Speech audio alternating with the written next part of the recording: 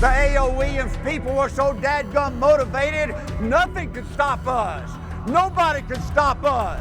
Prudential sold life insurance to make a living. A.O. Williams sold life insurance to correct an injustice. What a powerful advantage we had over the enemy. Now listen, can you be a pansy and become successful in A.O. Williams? Yes. Fooled you, didn't I?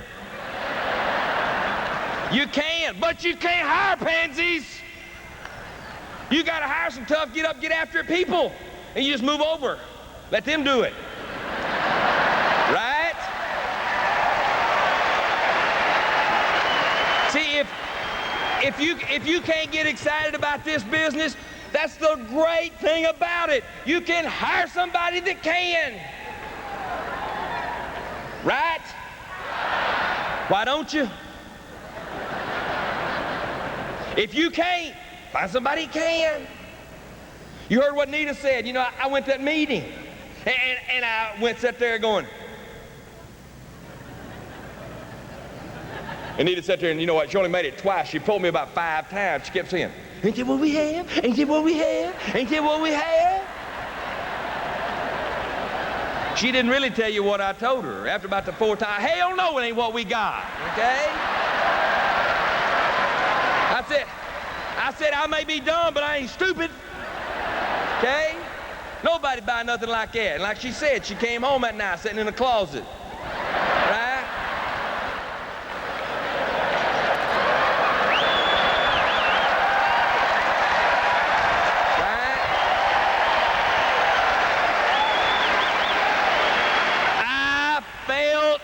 Stupid. And after I got over the stupid feeling, excuse my French, but I'm an old policeman like Arts and Old Coach, I was pissed off, okay? Folks, I mean, that mad ain't a good enough word for what I was, okay? And I was hot. And this is about 11:30 at night. You say, well, what'd you do about it? Well, some of y'all sit out there and let somebody rape and rob you, and you turn them the other cheek. Right? Give them another chance. Well, I'm gonna let my old agent bid on it. I didn't come over here to bid. I came over here to educate you. And I did. I didn't say I was out for bids. If I'd have known you was out for bids, you could have kept that crap. Right? So that night about 11:30, I got on the telephone. I called my agent. I didn't call him for a bid. But I called him. I said, hey, at 11:30 at night, I want y'all to understand, he'd been servicing me about 10 years. Right? I knew he wasn't through servicing me. I had a daggone folder. It was a 20-holer. He only had 9 in it, so he wasn't through. Right? I sat there and I called him, and I know he probably thought, what's wrong? You know, you need some more? I called him, he says, I said, hey, it's Neal. He says, what time is it? I said, it's time to talk. He said, well, you woke me up. I said, that's better than breaking in your door. Right? I mean, that's the truth. And I said, I found out something tonight. And if it's right, and I think it is, because I can read. I said, me and you gonna get together early in the morning. He said, what, I get to office about 9. I said, well, then we'll meet somewhere else, because we're gonna meet earlier. So we met about 7:30 the next morning. I carried all my 9 policies in there, and I laid them down. I said, all right, let's go through this real quick. He said, space amount, $35,000. In the event of death, $35,000 paid, right? He says, right. I said, well, let's look over at this one. You know, I got $1,700 in cash value. If I die, where'd that money go? Well, it goes toward the death benefit. I said, says who? He says the policy. I said, how come you didn't tell me that during the years you've been out here at my house? Well, I didn't think it was important. I said, I think it's real important. I said, look at these policies. Nita said, how come we had $5,000 on her? I trusted him. That's what he sold me. I said, why'd you have $10,000 on your kids? And I knew the answer for that one. Those were college plans. I'm going to have $10,000 to send my kids to college. If they died.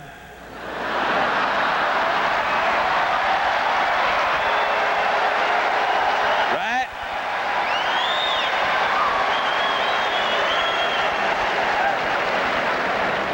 But I kept my daughter's policy till she started school, till started college last year. I'd had $1,380 to send her to college. It cost $20,000 a year to send her to TCU. It wouldn't have went far. But I bought Alan's. I bought hers when she was 5. I bought Alan's when he was age 0. That's as young as you can get. Why you young? Because it's cheap. Right? They won't sell them till they get out of the womb. They're trying to figure out a way to do it, though.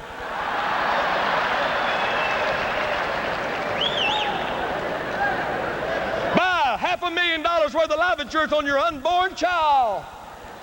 We'll discount it. If they die before they're born, it's valid, even in Georgia, for $2 or some kind of crap, right? I mean, folks, ain't that what they've done?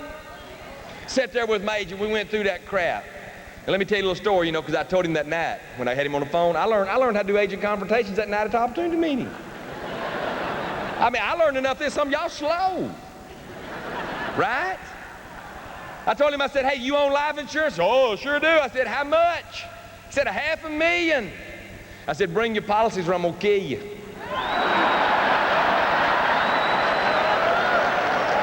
It worked, he brought them. His $500,000 ART policy, that he was about 12 years older than me, and he was paying less for his $500,000 than I was paying for my 85, 5, 10, and 10. I said, explain that, sucker. Oh, well, I'm in the process of converting it. I said, well, if you do, you're stupid. You ought to put it in a good investment, so if you die, you don't lose your money, and if you need it, you gotta borrow it, sucker. And he's sitting there looking at me like, man, this sucker done read a book at the library. I told him, I said, no, I ain't read no book at the library. I went to an A.O. Williams meeting last night, and he goes, oh, so that's what this is all about. He says, look, Neal, those guys are only left in 2 states, in Texas and Georgia, and they'll be out of Texas in 60 days. They can't do that. They don't pay death claims. They're a bunch, and this was in 1980. Same stuff they say now, right? I said, well, look, let me tell you a little secret. Policemen are notorious for wanting deals. Right? Go around the community and you walk in uniform, shoot, to feed you, free. It's because they don't pay you enough to eat. Right? That's like you stop somebody out there on the street and the sucker says, you can't put me in jail, I pay your salary. I said, I've been looking for you for 12 years. How about a raise? Right?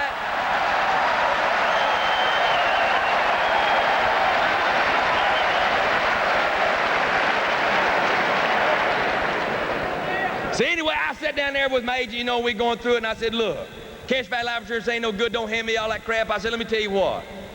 All I know is I got these policies and I'm getting screwed. And you've been servicing me. Y'all know where they got that word service, right? Stole it from the horse people.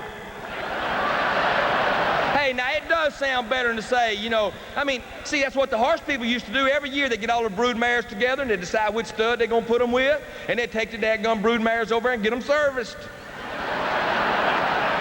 And the insurance agents for years have been sitting around the office going, well, I'm going to go screw some more of my clients.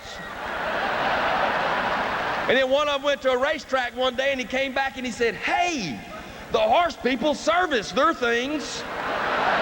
Why don't we start using that word? And they did. Right? And they've been servicing the American people for 100 years. And some consumers deserve it. Especially the ones that want bids. Right? When they start that crap on you, say, hey, on second thought, let me look at these policies one more time. Well, I tell you what, you probably ought to keep these. In your case, these are probably all right for you. And you go on. Right? So I sat there with my agent, we got through, and I said, look, policeman may, here's the old deal. I'm saying, hey, we like a deal. I said, look, all I know is I got these 9 policies from you, and I'm getting screwed. AOM's guy showed me I could have 3 times as much coverage for half the price. And if I'm getting screwed, at least I'm getting screwed for half price. Right? So it makes sense, doesn't it?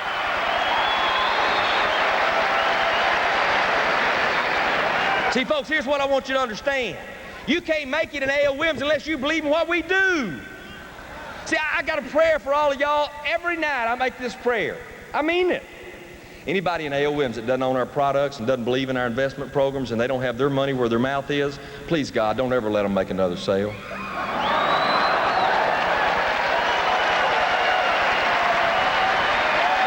See, I mean that. And I noticed some of you didn't clap on that. You probably ain't made any sales lately. My prayers were answered. Okay? See, I love A.O. Williams. See, if you're looking for a prostitution company, you came to the wrong one. See, folks, we love what we do. We believe in what we do. Why? Because it's right. It works. It's good. I love it. That's why I still do it. You think Bob Weisson's in here because he wants one of y'all to make a sale? That guy's so tight he squeaks. Right? Worth over $40 million. And he's sitting down here on the week. You think he ain't got something better to do with his kids? You know Bobby's a great daddy. You think he couldn't find something to do with his kids? You know why he's down here? Because he loves it. He doesn't have to be. He loves it. Why are you here? See, I came to A.O. Williams for this, and for this reason only. A chance. A chance. They told me I could be somebody. They told me I could do something for my family. They told me I could help other people, and in return, that would help me. Folks, I love that. That's why I was a policeman 14 years. I was helping people. And in return, that made it better for my family to walk the streets and drive around town. That's why I did it. Why do you do A.O. Williams? For money? If it's just for money, it probably isn't going to work. See, one man with a belief is much stronger and more powerful than 99 people with an interest.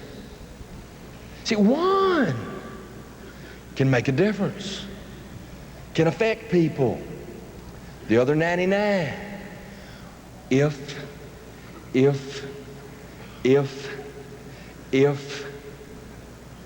what Don Meredith say? If ifs and buts were candy and nuts, we'd all have a Merry Christmas. Right? See, you can't sit around going, well, I'd go to work with A.O. Williams if I could get a license. Well, like I tell them in Texas, if we gave you the test to study, would that help? If that ain't enough, how about the test and the answers? And if you can't make it with that, you're hopeless. Right? How many of you want to win? How many of you sick of losing? Well, then you got to get serious about winning. See, when I finished my story with my agent, I was in uniform. And I was carrying a 44 Magnum with a 6.5-inch barrel before Clint Eastwood ever saw one. Folks, I want y'all, that's the most powerful handgun made, okay? If you don't know it, you can take a 44 and it'll go through an engine block. That's bad.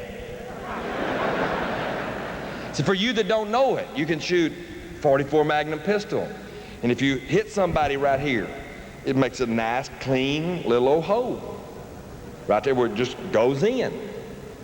But back here, ain't no back left. When it hits, it kind of just takes out most of the midsection. And I know that. And after a couple of minutes of explaining that to my agent, true story. I said, let me tell you what you've proved servicing me 9 times. I don't know nothing about insurance, and I'm stupid for letting you sit here take $191 a month out of my paycheck every month. I don't even know what it's for. I said, I'm embarrassed about that. I said, I am embarrassed that I let you do that to me. And I know you know the difference because you only got $500,000 worth of term for your family. I said, let me tell you, 2 things that I'm contemplating. One thing I've already decided, I'm getting rid of this crap, but there's 2 other things I'm contemplating. He said, what? I said, you proven I don't know anything about insurance, and I'm fixing to prove to you you don't know much about the law, or you wouldn't have come here this morning. He said, what?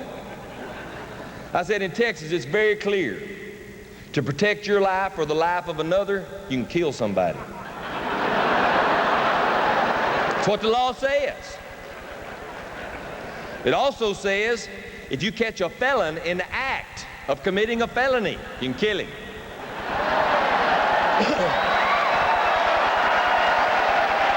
Well, we got another one.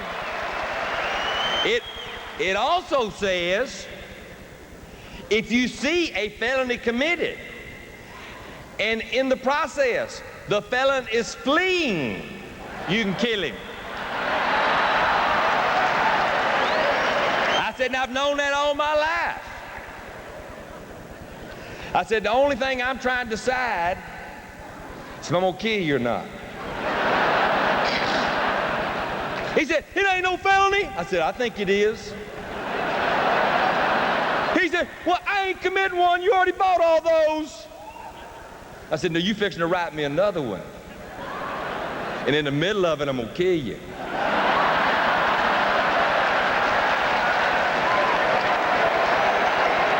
But I didn't smile at him. And I had it laid up there on the table. It's intimidating.